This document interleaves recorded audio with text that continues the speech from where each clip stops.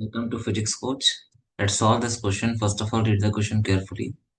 A piece of wire of resistance 20 ohm is drawn out so that its length is increased to twice its original length. Clear? Calculate the resistance of the wire in the new situation. So initial length is L, now length is 2L. Initial area of cross section is A, now it is A dash. Now you can see this is initial condition. Let us suppose its shape is cylindrical. Okay. Now we have increased the length to 12 like this. This is 12 and the area of cross section is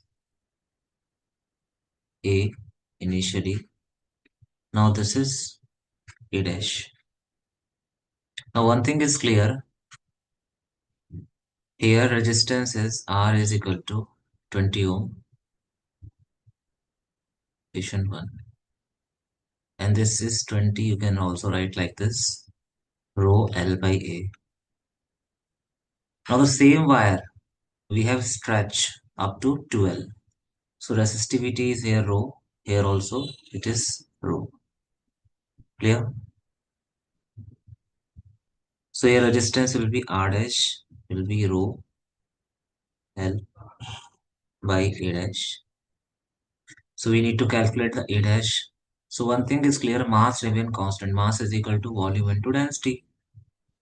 Clear? So density is same.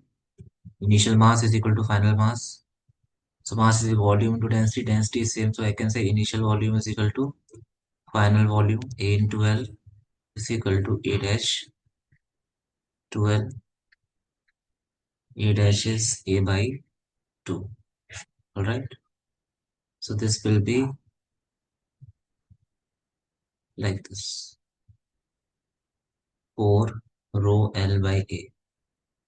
And this rho L by A is 20. That is answer will be 80 ohm. Okay. Thank you so much. Thanks a lot.